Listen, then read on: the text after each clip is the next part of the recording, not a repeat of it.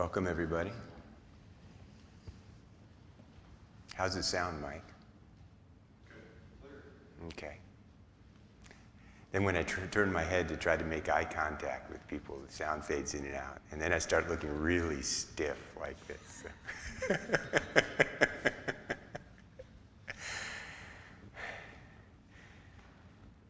So I haven't been back here for a while, and I see some old friends and faces I recognize and a lot of faces I don't recognize.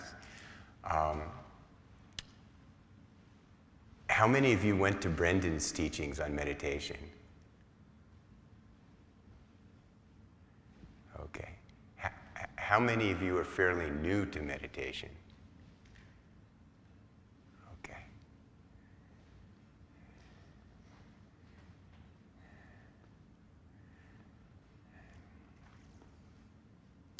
So,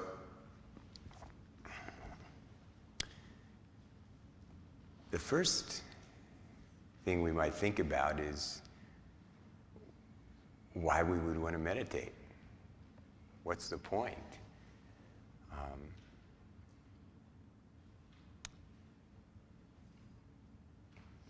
Actually,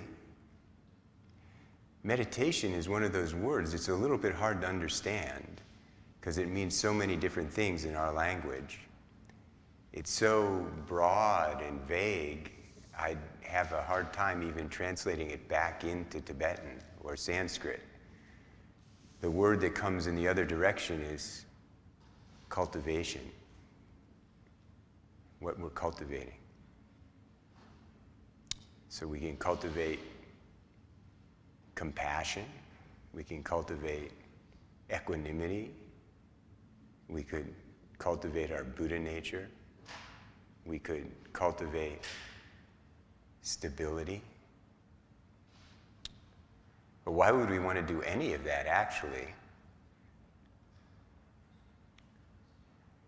I think meditation is used in so many different ways now and in so many different traditions. We hear about meditation, and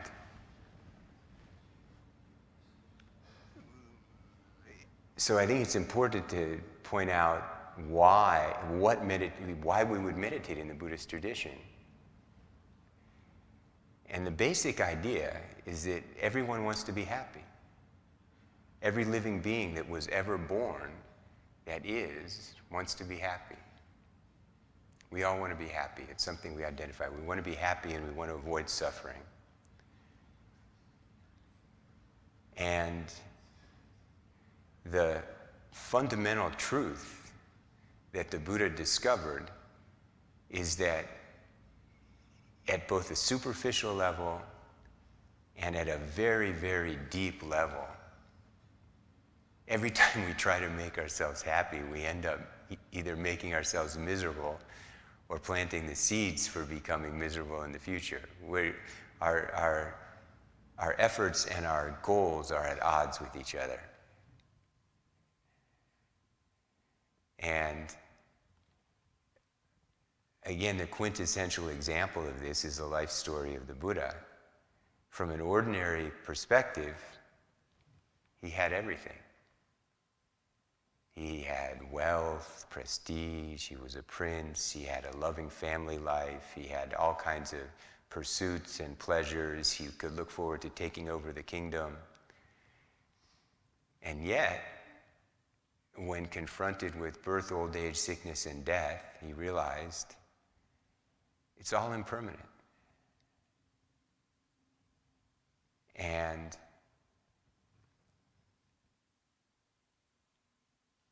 he sought some other kind of happiness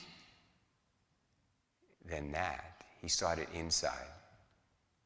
And so the Buddhist path is, in Tibetan we say Nangba. If you're a Buddhist, you're Nangba. You're somebody who looks inside, who turns inside. And I think it's just a very simple concept. If we're going to look inside, we're going to turn, so we're using our minds. So at the beginning, we have to make our minds workable. And meditation is cultivating various qualities of mind to make our minds workable.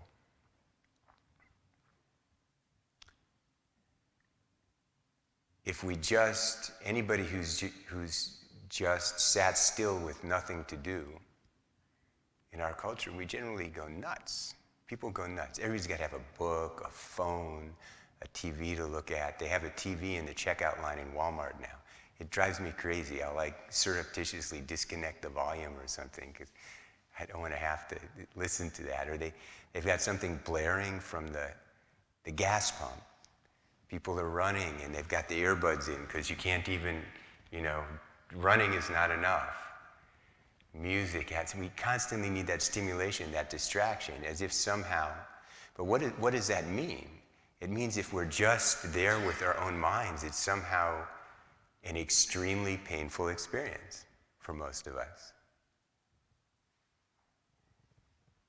And that means our minds are not workable.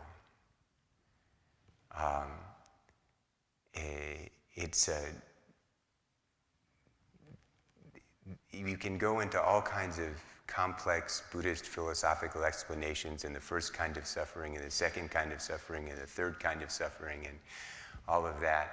But we make it very simple. If we just have to sit still there with nothing to distract ourselves, for most of us, it becomes a very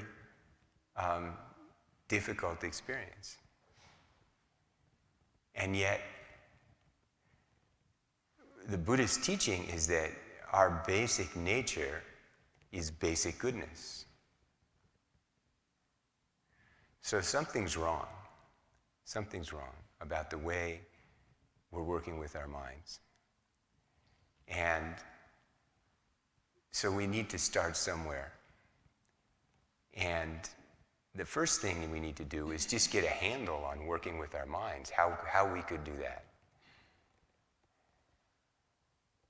How is it that if we're not even comfortable just sitting there with ourselves, maybe for a few minutes, maybe if we took a long hike in nature and we were tired and it's a beautiful vista, we could sort of plop down for a little while and feel comfortable and enjoy. But for most of us, pretty soon, there's this unease that comes up. So that's really just habit. And everything we learn in our culture about making ourselves happy tends to reinforce that habit. We want a distraction, we want knowledge, we want to read, we want to interact with somebody, we want constant reaffirmation from the world, from the people around us. It's just distracting us from that sense of being uncomfortable. And of course, it's self-defeating because it reinforces that habit. So the first big lesson of meditation is just getting comfortable with that boredom. It doesn't have to be painful. And actually, as we work with this, it's really all about relaxing. At some level, the path of meditation, it's just about learning to relax.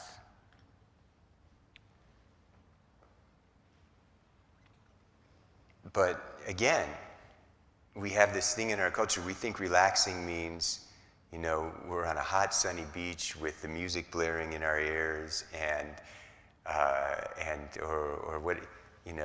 or we're dozing off.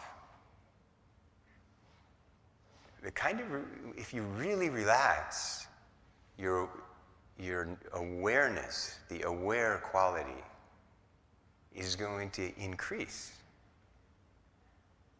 Dullness is also a kind of being uptight.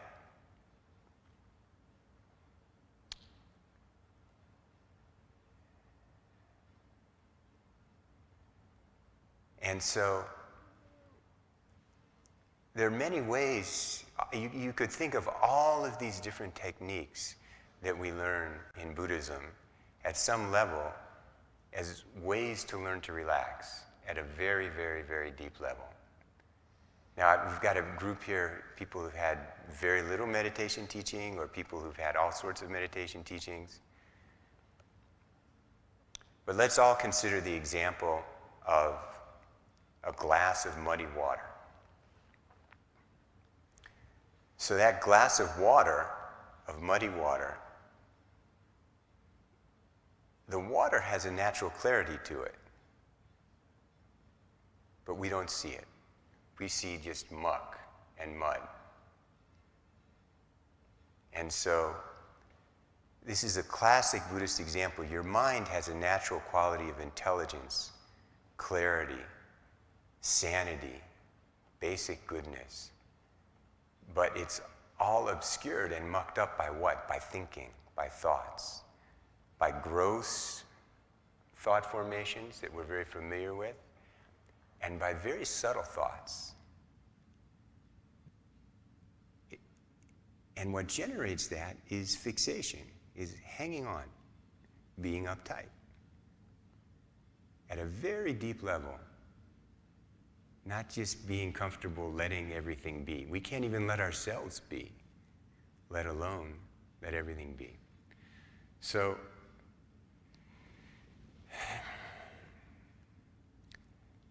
the ultimate highest teachings of meditation, if we take that example of the glass of muddy water, we just leave it, right? You just leave the water alone. Eventually everything settles down and the natural clarity comes out. But that's actually the hardest thing to do, is to not do anything at all. And so for beginners like us, like me, not just, any of us, we need a little help. Just sitting completely open is very difficult. I think if we're honest with ourselves, if we look at our minds, completely relaxed, open, so we need a little help. And instead of just leaving it as it is, we need something to do. We need to cultivate something that's a little bit less crazy than our normal habits. Normally, we're cultivating insanity. We're cultivating distraction.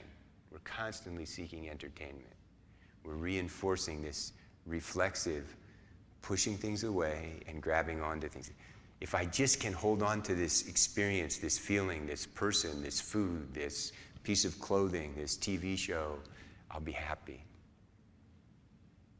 Or this is not this, that is making me unhappy. Push it away. Or, I just can't stand it anymore. And just try to dull out. Those are the 3 basic moves your mind has, right? There's only 3 moves. The Buddha talked about the 84,000 different kinds of mental propensities, but they all come from those 3 moves. It's like there's 3 moves on the basketball court. You learn those 3 moves and you can do anything.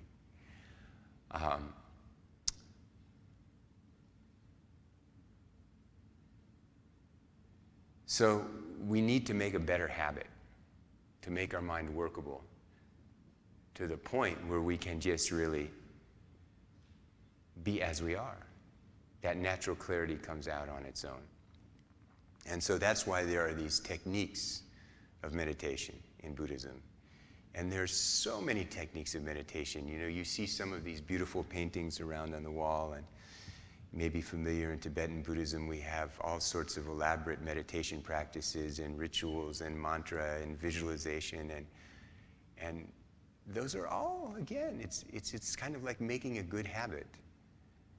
But it can be very simple. It starts with a very simple habit. The way the Buddha at the beginning taught everyone to meditate at the beginning, the first thing is the breath, using the breath. And actually the interesting trick is,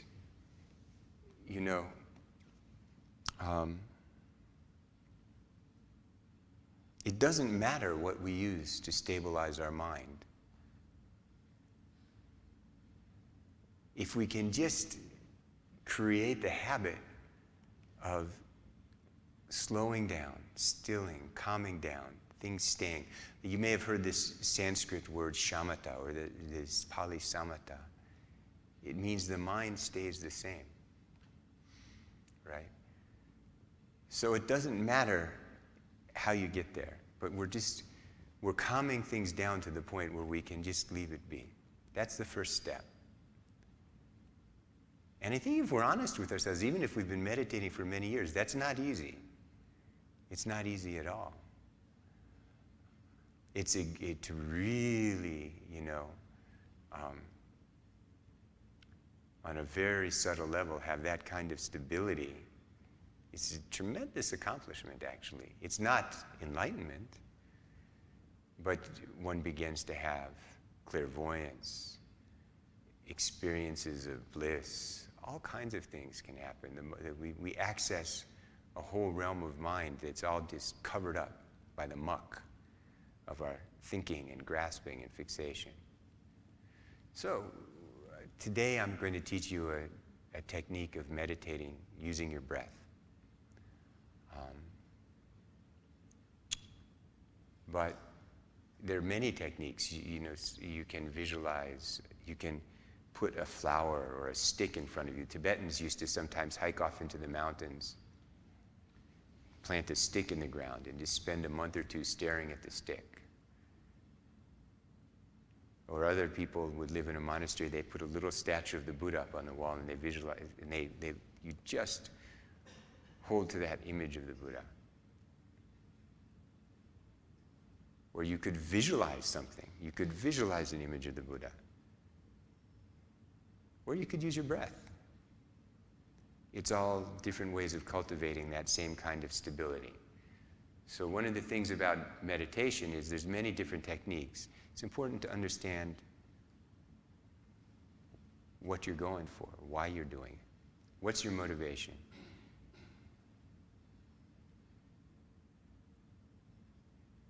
So that's enough talking, probably.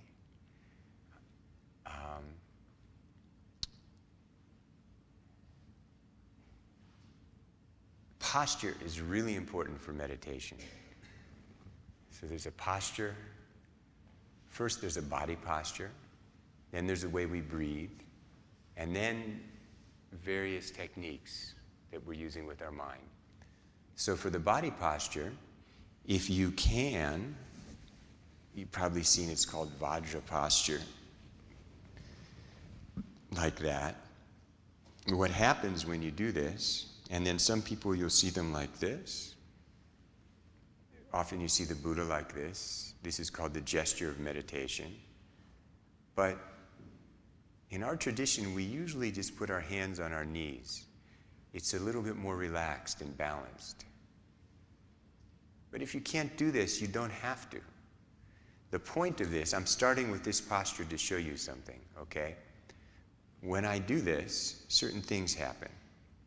First of all, I'm very stable, and that's relaxing. It means my mind's not jittery. And second of all, my pelvis tilts forward, and that means my lower back moves forward a little, it's a little flat. If you meditate with your back bowed out, you can do that and you get dull. You might feel like you get relaxed, but you're mistaking dullness for relaxation. And then when your back goes forward like that, your neck straightens out. So the whole spine straightens out in this posture. If you can't sit in this posture, and even if you can, but sitting in this posture causes tension, tension's not good. If you can sit in this posture and stay relaxed, it's great. But if you can't, then there's various adjustments. But we really want to have our spine straight. If we start doing this thing, there's an interdependence between our mind and body. And we start getting sleepy, getting dull.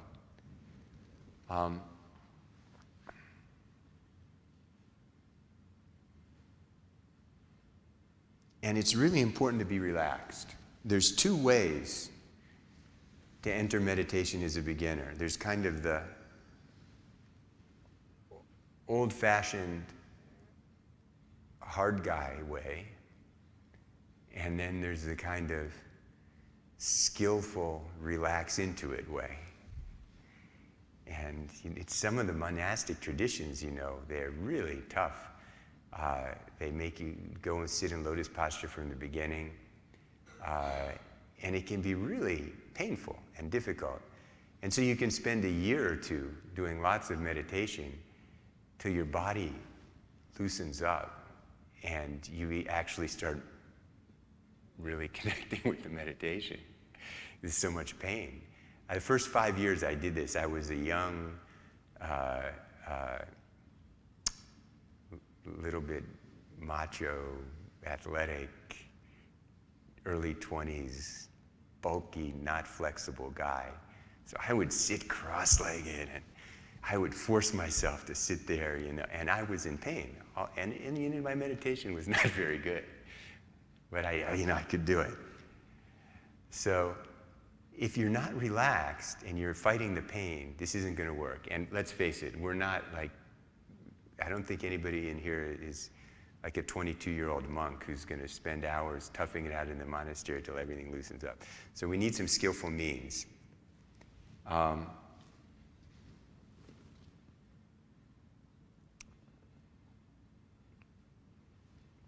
Nick, can you hand me one of these cushions and one of the gomdens? Yeah. Thanks. So, one of the problems of sitting flat like this, right, if you're not used to it, is in order to get your lower back pushed forward, you're pulling with your hips. Even if you're not in pain, if there's tension on the front of your hips and you're pulling like this, it's too much effort. The whole point is you want to get into a posture where your spine is straight, but the whole body is relaxed and easy. It's really important that the spine is straight. We say when the body is straight, the channels are straight. When the channels are straight, the subtle energy settles down into its own place and the mind becomes workable. There's an interdependence. Sometimes you say half of the struggle is just getting the posture right. Not that it looks right on the outside, but that it's comfortable. So for most of us, we're going to do a lot better with something under our butt.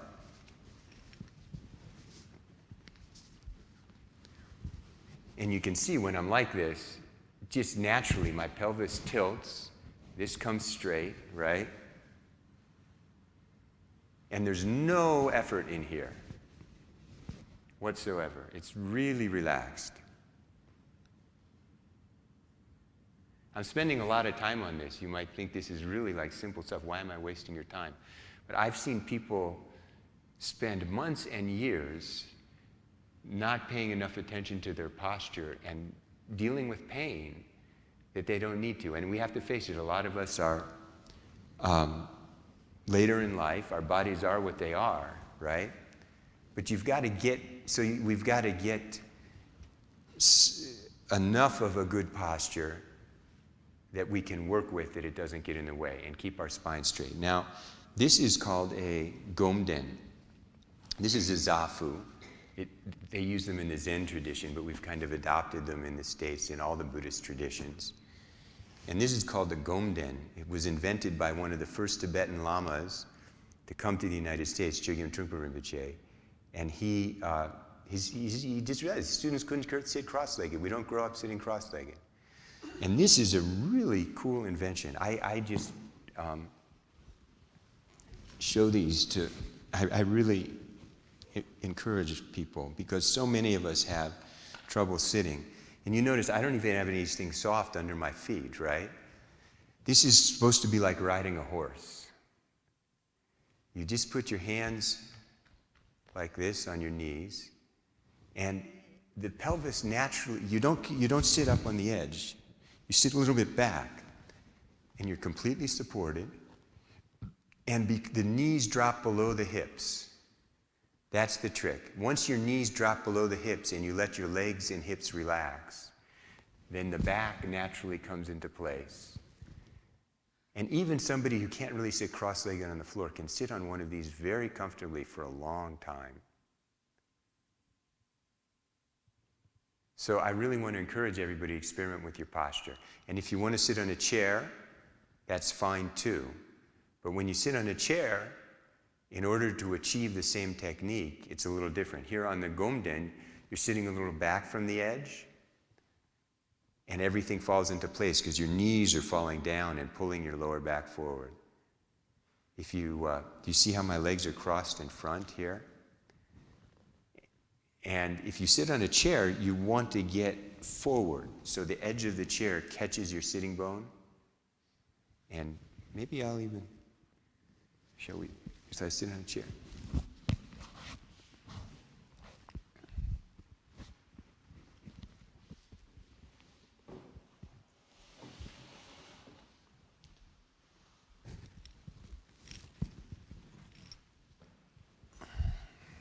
Like this. You see what happens when you see the shape of my back? And the lower back curves and the head, the spine breaks here. And then the energy is not flowing. And your awareness is going to be dull. But you get to the edge of the chair here. And your sitting bone hooks. This pulls forward. Everything falls into place and the spine straightens out. Can you all see that? So I really want to encourage people to, particularly in the first few months and years you practice meditation, pay attention to your posture. Don't be lazy. Don't just tough it out. There's a profound interdependence between our bodies and our minds. And so learning to sit in the right posture really helps. And if we don't, it becomes an obstacle, it becomes a bad habit. So,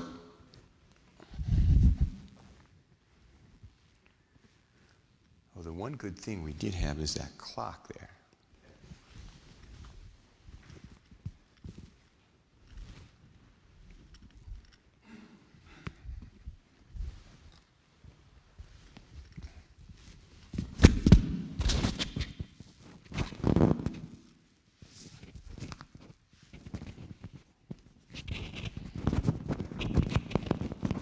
Sorry.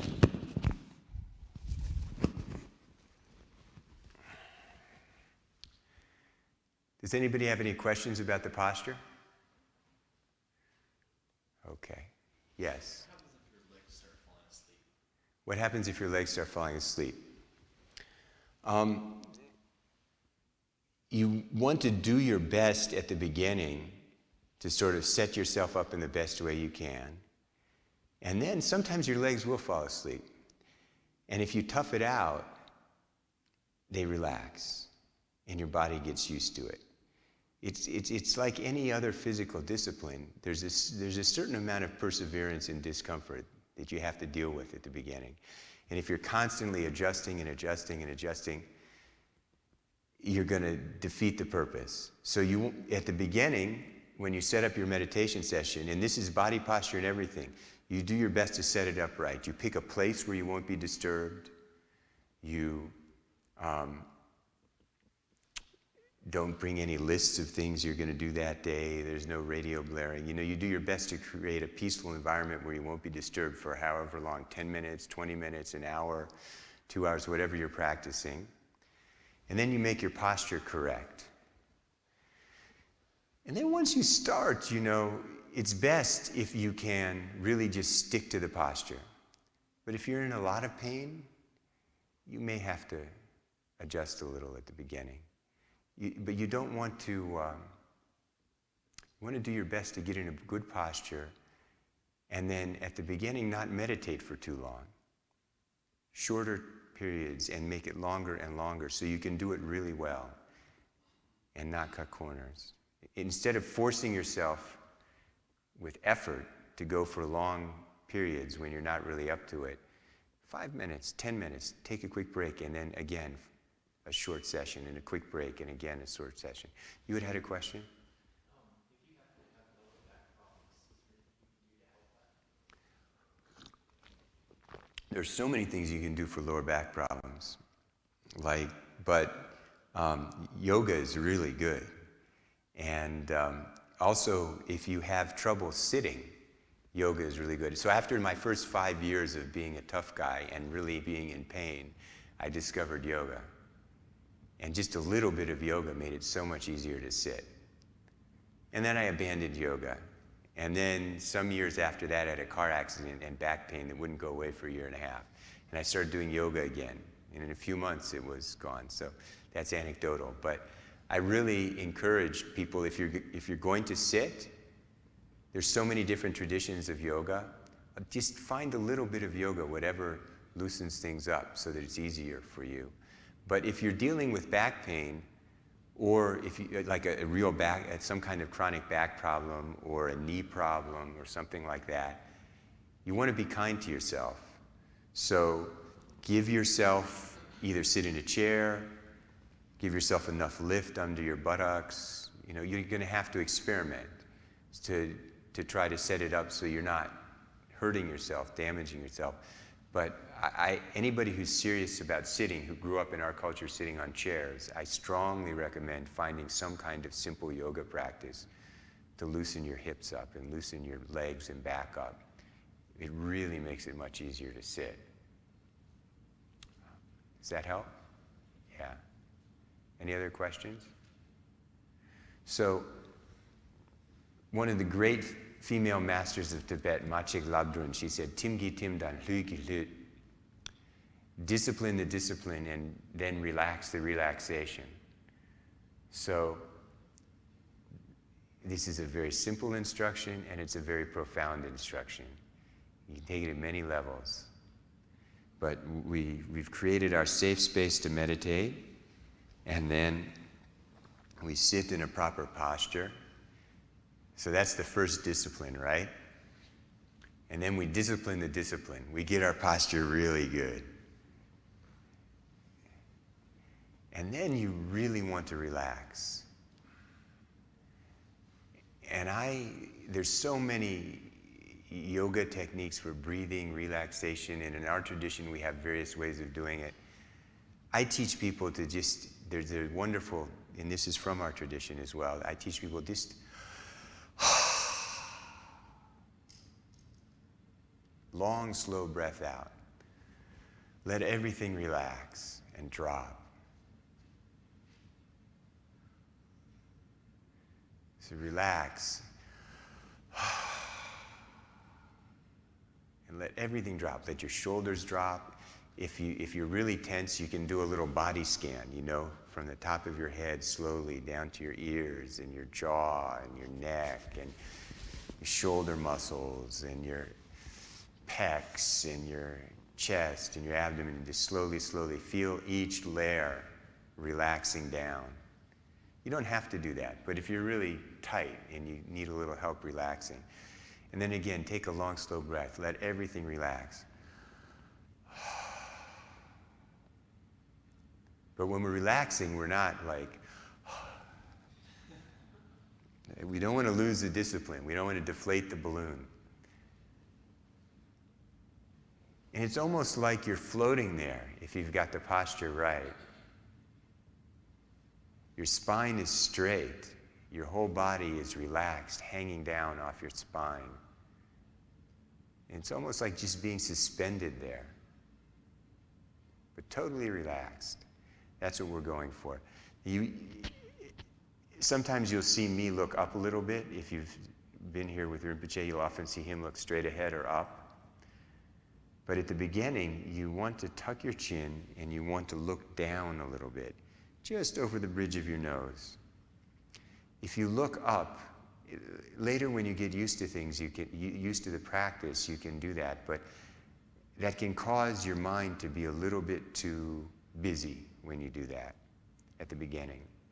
So much better, slightly down, and just let your mind dissolve, just let your gaze out into space, very gentle. The gaze is very gentle. Just a few feet in front of you, your attention, your awareness just sort of melts into the space. You're not holding on to the space, you're not penetrating the space. Your gaze is just very, very gentle. Does that make sense? Again, the whole thing is gentle. if you relax, you become gentle. Your body becomes gentle. And then you leave your gaze to become gentle. And then you let your breath become gentle. And there are various traditions and teachings about the breath. In our tradition, we breathe a little bit through the mouth. Your mouth is open just enough for a fly to fly in and out. Sometimes when you're taught to meditate, you'll be taught to put your tongue on the roof of your mouth or the back of your teeth and breathe through your nose and we don't do any of that. Very relaxed and natural. All of the breath doesn't have to go through your mouth. It could. It's whatever's natural. But a little bit goes through your mouth. And then some of the rest of it, if it goes through your nose or mouth, it doesn't matter. But the mouth is cracked open, so at least a little bit of the breath is going through the mouth. And in our lineage, these are considered to be very important points. It doesn't seem to make much difference at the beginning. But it's just like the posture. There's an interdependence between your mind and your body. Everybody with me so far? Okay.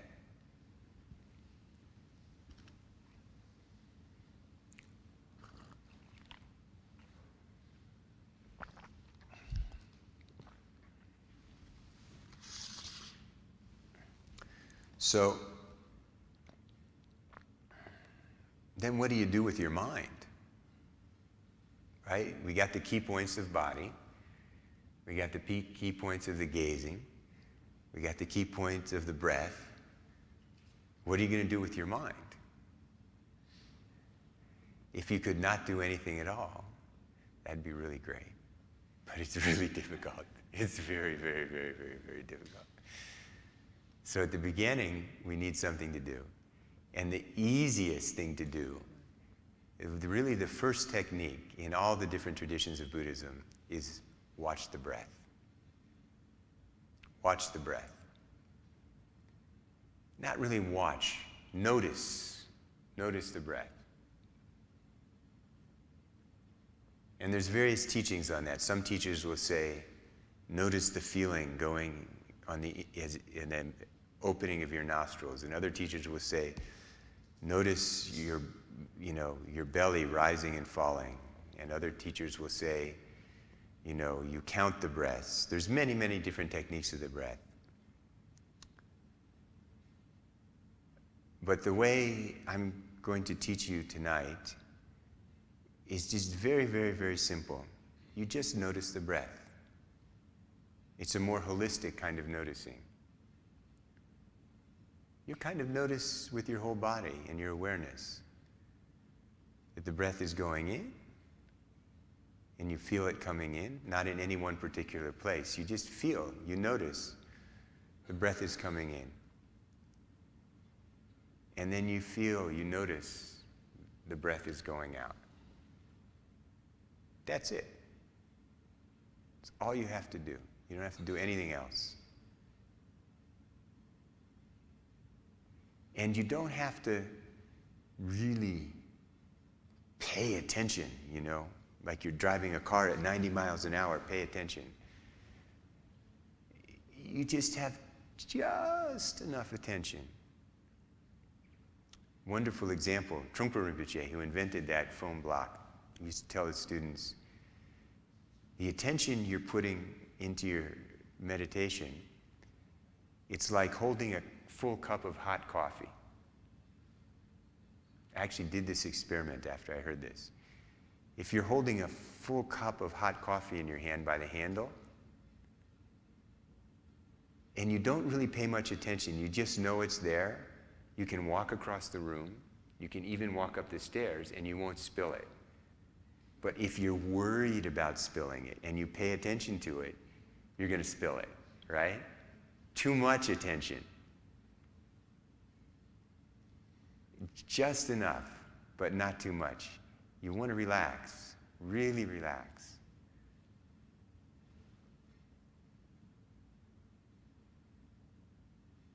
Okay. We're going to do a very short session of meditation. We'll do 10 minutes, and then we'll stop and we'll do it again and we'll do it again. I want everybody to stay really fresh. So first, find your meditation posture.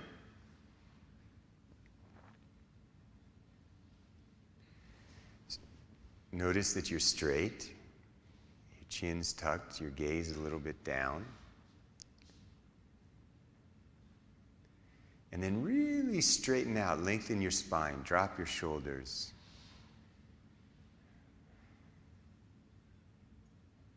Then let your gaze just gently dissolve into the space. And then let's take a big breath out and completely relax while holding that posture.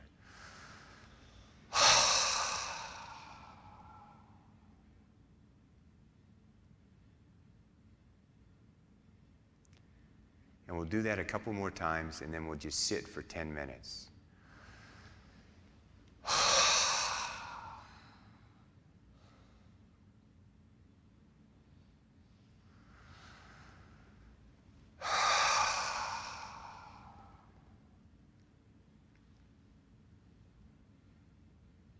And just watch the breath. Just be aware of the breath coming in and be aware of the breath going out.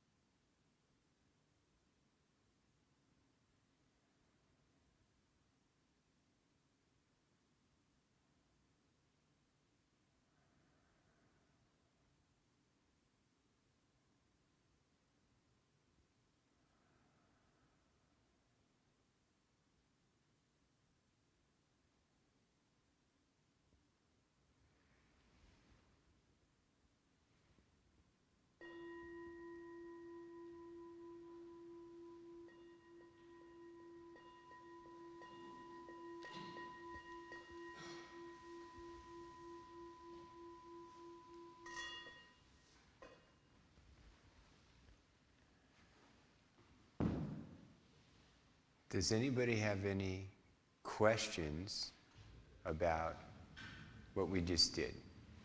Your experience of what we just did?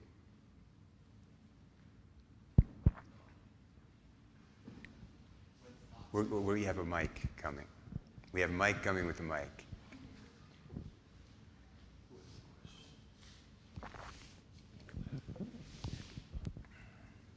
So I have two questions. One, you talked about how when relaxing the mind, it increases the levels of awareness. By awareness, what do you mean? Like, because I focus on an object or something in the distance, and then I just kind of let everything go. But am I supposed to be aware of everything that's going on, or what did you mean by that? You're not supposed to be anything. So,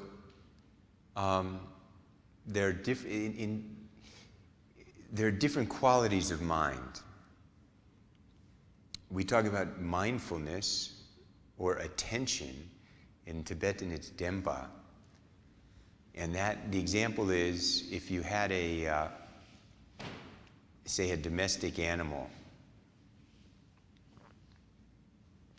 with a rope through its nose, and you tied it to a peg in the field. You wanted your horse or your water buffalo not to get loose and wander around.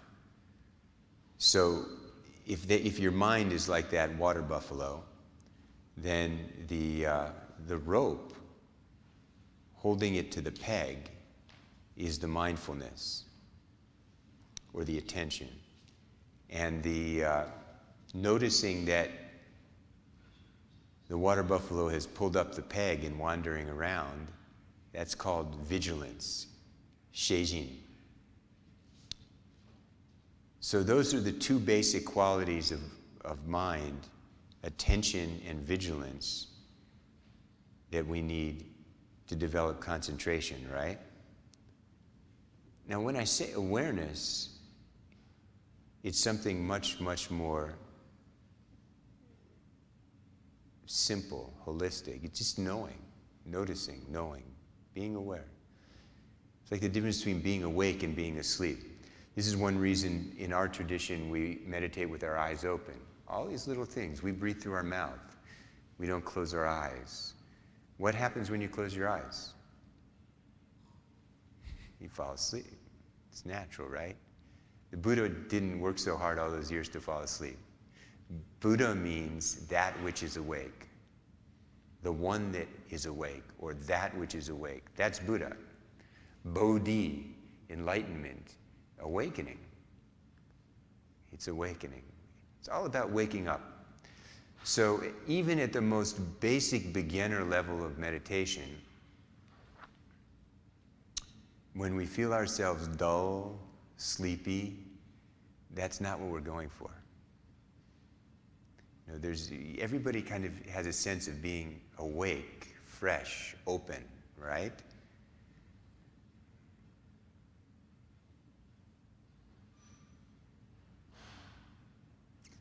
An athlete or a martial artist or a reckless kid in the wrong neighborhood about to get in a fight.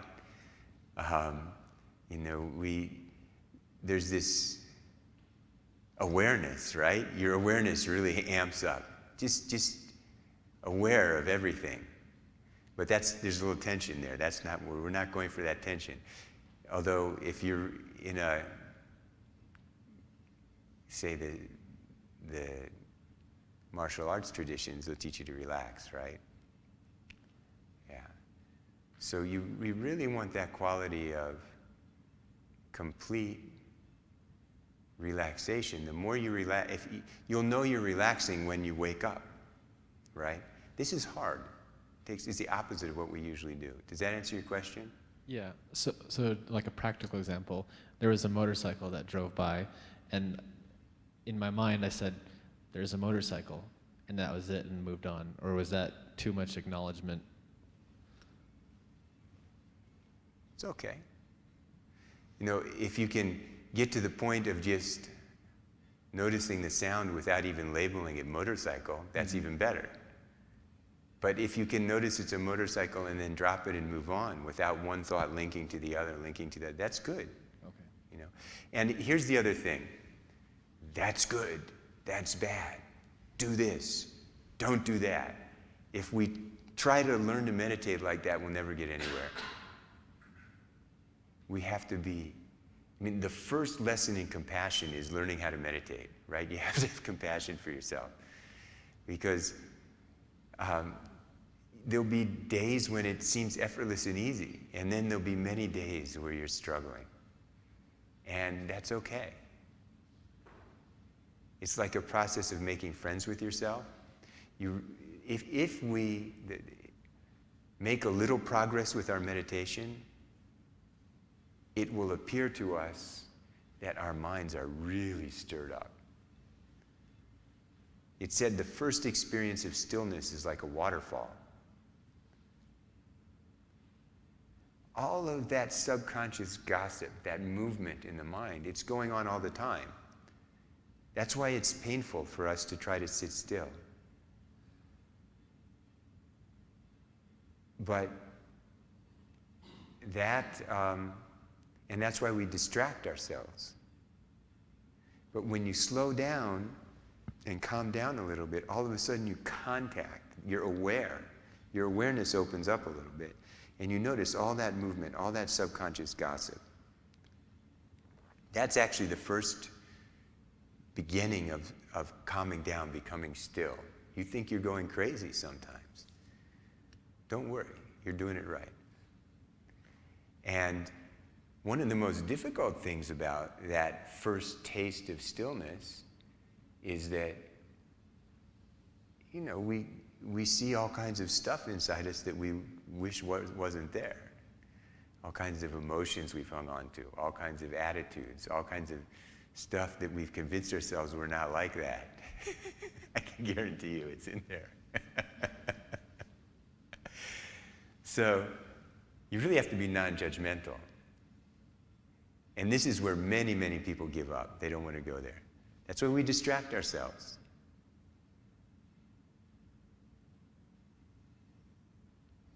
And of course, that's not who we really are.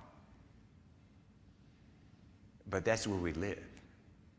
And so we have to stop living there. We have to just sort of we let that muddy water settle down by itself, right? And the clarity comes out. And eventually, sometimes you get a little taste, and you perk up. Is that? That does. Any other questions? I had one last Yeah. one. When you have a thought that comes into your mind, what do you do to address that? Nothing. You shouldn't meditate, you know, waiting for thoughts like a cat waiting to pounce on a mouse. That's a classic admonition. Now, there's various techniques. In this technique that we're doing here, you're just aware of the breath coming in, and you're aware of the breath going out. And then, that's your attention, right? That's like the rope from your nose to the peg. And then from time to time, you'll notice that you weren't paying attention to your breath. If you're noticing the motorcycle outside, you're not paying attention to your breath, right? And then what do? Pay attention to your breath. That's it. There's no judgment. There's like, oh, how did I end up thinking about the war in Afghanistan, or, you know, whatever it was, or, you know, the gift I bought for my wife, or the traffic, or whatever it was. It's amazing where you can go in a split second to the other side of the earth, years and miles away, right?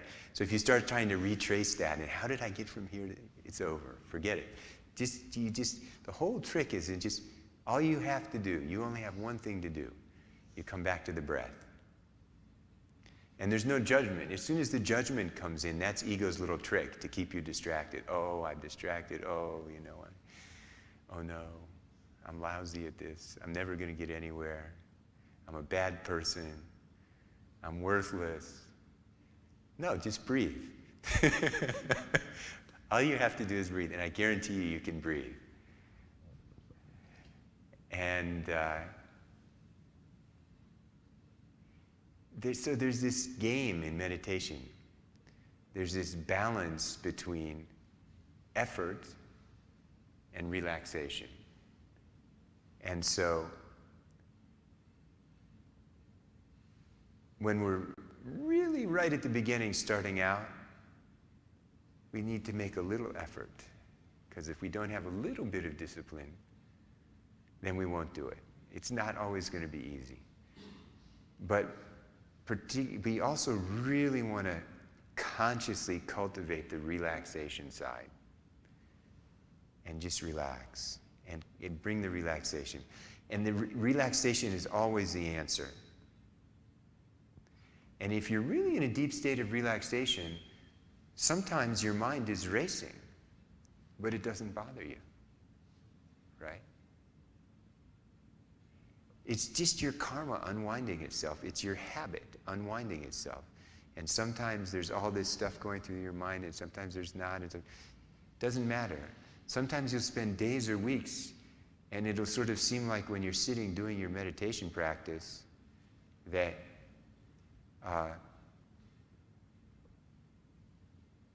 you're just a mess. But sometimes that's the most valuable practice. So you really don't want to judge. You just do it. You don't get involved in judgment from moment to moment or breath to breath, and you don't get involved in judgment from day to day. You just do it. And if you do, you'll start to develop some confidence. But those are good questions. Did anybody else have trouble letting go of thoughts? Did you find yourself just keeping pulled after the thoughts? Yeah. It's okay. That's what happens at the beginning. It's kind of like a baby learning to walk, you know? I tell people that learning meditation is as if human beings took 20 years to learn to walk. Can you imagine being 15 years old and doing a face plant in front of everybody? You can be a very advanced meditator and you still like, boom, how did that happen? We had a lot of karma to purify. So, always the answer is relax. You know, we make this discipline with our bodies, but then we really try to relax. And stay fresh. And it'll help you when you're trying to do this at home. Don't go for too long. Just, 5 minutes, stand up, refresh yourself. 5 minutes, instead of pushing. And then when you get a little taste of it, make it longer and longer and longer like that. Shall we sit another 10 minutes?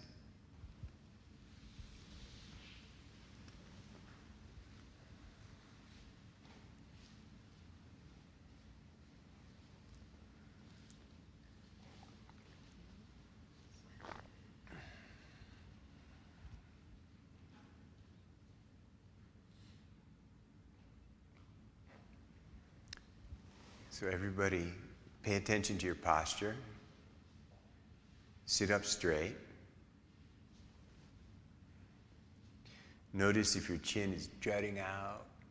If it is, tuck it in a little. It doesn't have to be tucked too tight, but just your chin's a little bit tucked in. Your lower back is pushed forward. Your belly's just pushed a little bit out so that your spine is really straight. You feel your spine stretch up straight, and then you feel your shoulders drop and relax. And then you really relax. So that spine is really straight, but it's like you're floating in space.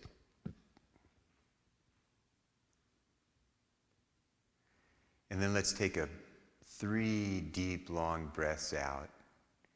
And then just watch your breath. Notice the breath coming in. Notice the breath coming in. And I'm going to add one technique for you here. Sometimes, not all the time, but if you notice yourself a little bit tense or uptight, or it's hard to let go of the chain of thoughts that's pulling one after the other, then as you're breathing out, you notice that out breath, follow the breath out and dissolve into space. You don't have to do that every out breath, but once in a while, if you're tight, if you're following after the thoughts, you just follow that out breath out and dissolve into space. Make sense? That's a little helper if you, from time to time, can't let go of the thoughts. So let's take 3 deep, long breaths.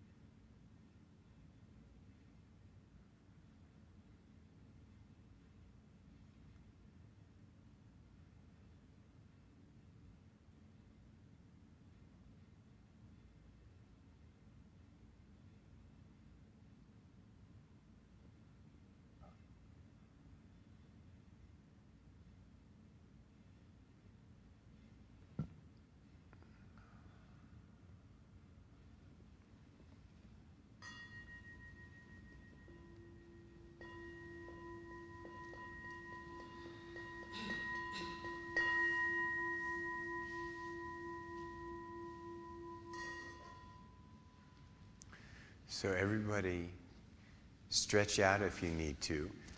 And you should be very careful standing up after sitting. I've seen a number of people sprain their ankles right in front of me. If your leg falls asleep and you jump right up, you can hurt. So it's, if your legs are at all asleep or not comfortable, you massage your ankles a little bit. But I want everybody to stretch your legs. If you need to stand up for a minute, stand up. And we're just going to take a couple minutes, and then we'll sit one more short session.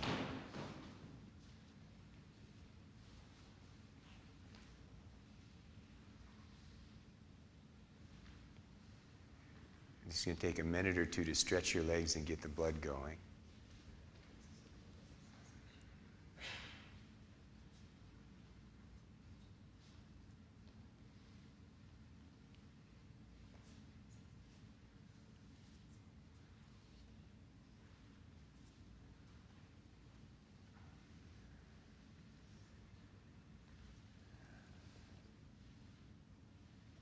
Everyone okay? Let's sit down and do it.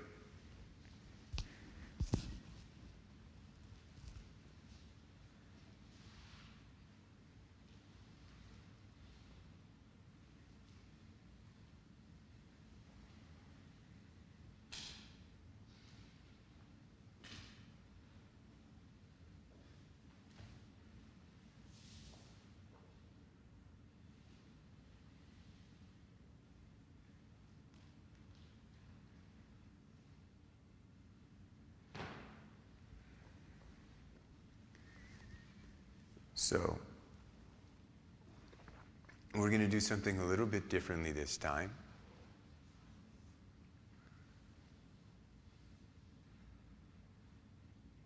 Your physical posture is the same. Your breathing's the same. But now, instead of watching the breath, just let your mind settle down.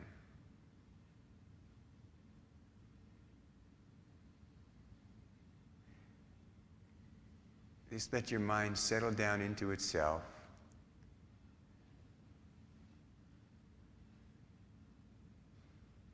And see if you can keep doing this meditation without focusing on the breath.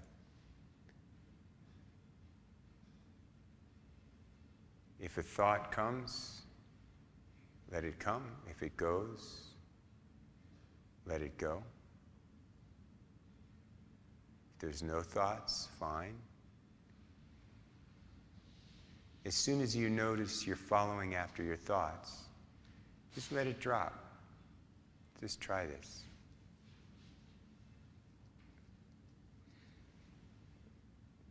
You just want to maintain this sense of feeling awake. You're not zoned out. Don't be distracted.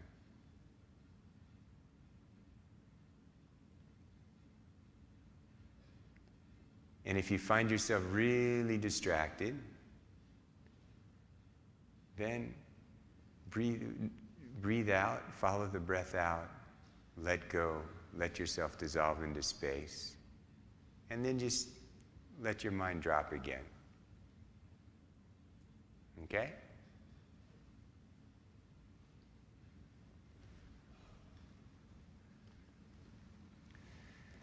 So let's start with 3 big long breaths.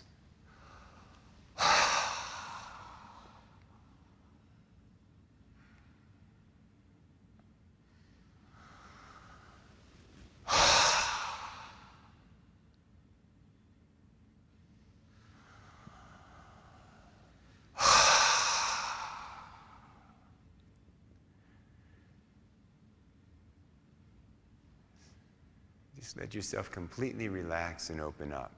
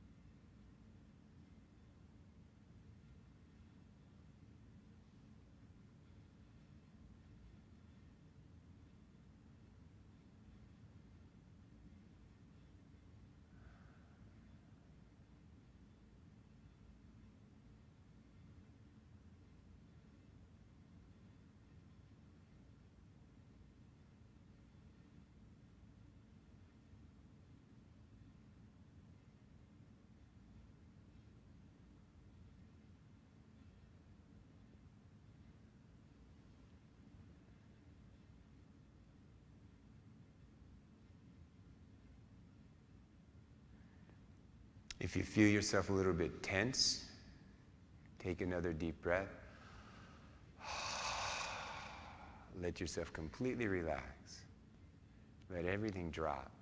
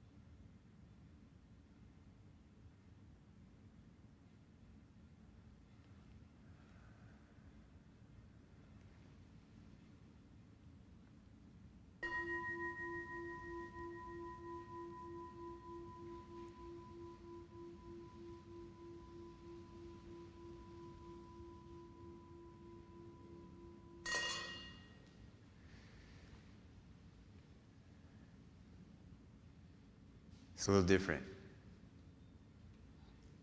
Can you do it? It's really hard, huh? Yeah.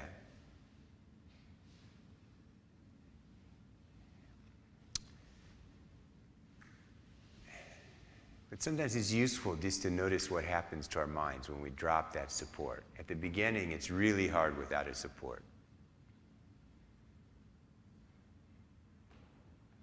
But eventually you do what's called shamatha with, you start shamatha with a support, and eventually then you do shamatha without a support. So the support could be your breath or visual object. You can pick any object, and you can play around with this. Everybody's mind is different. I taught you about the breath tonight, but like I could use that tripod. I could just lock on to that visual image. And that's the support. Or it could be a sound, except sounds change, that's a little tricky. Or it could be a visualization, you visualize a 3-inch gold Buddha 4 feet ahead of you in the sky. You make it really vivid and clear, and you just hold to that. You're holding. But the breath is nice because it's very relaxed, and it helps us relax our bodies. So you can try these different supports, And then sometimes you can try dropping the support. Can you maintain your non-distraction? Can you maintain your awareness, your waking upness? You can try. And it's very good if you do this first thing in the morning, because you set the tone for the whole day. But it's also very good if you do it whenever you can. You have a moment in the parked car before you go into wherever you're going. You have a moment at the end of your lunch break. You have a moment sitting on the couch. You have a way of working with your mind.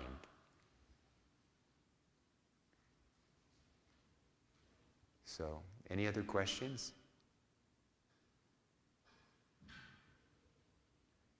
All right, well, thank you all for coming.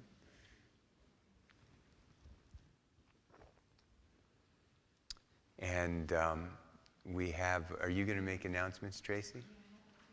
We should read. Yeah. We should dedicate the merit. I was just extremely careless and distracting.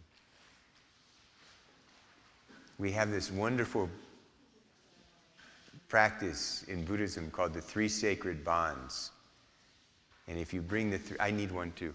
If you bring the three sacred bonds to whatever you do, then your whole life becomes a Dharma practice. So the first bond is altruistic intention. I'm doing this for the benefit of all beings so that they may wake up and find freedom. And then the second bond, can I have one?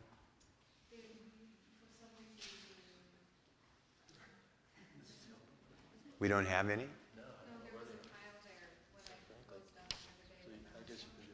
Okay. And the second sacred bond is that everything is empty like a dream. And then the third sacred bond, okay, no, it's this one. I got it. It's the dedication. Thank you. It's okay. Everybody have a dedication? Yeah. And then the third sacred bond is dedicating the merit. So even like you give a little bit of food to a hungry animal, you give $1 to somebody who's trying to get a cup of coffee, you pause in traffic to let somebody by, you smile. Anything that creates joy, benefit, goodness, virtue. You donate $1 million to charity. You smile at someone. Anything good, big, small. You start with a positive intention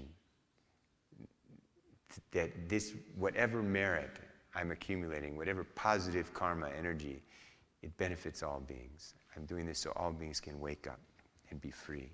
And then you think it's like a dream. It's empty. And then you dedicate the merit at the end. You dedicate whatever. And even every little action becomes so powerful. Your whole life becomes a Dharma practice. So we need to do that now. We have this dedication prayers. In the world in general, and in this nation, may not even the names disease, famine, war, and suffering be heard.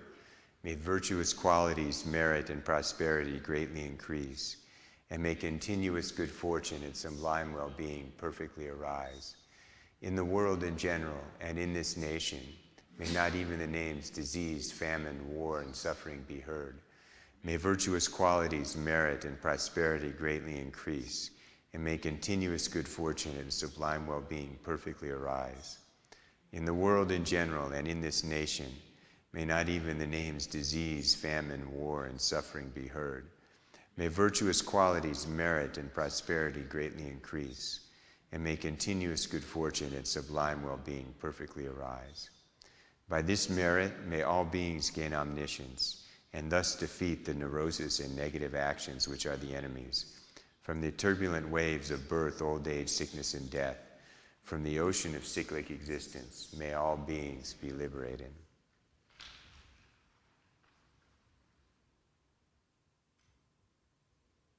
So thank you, all of you, and may you be successful working with your minds.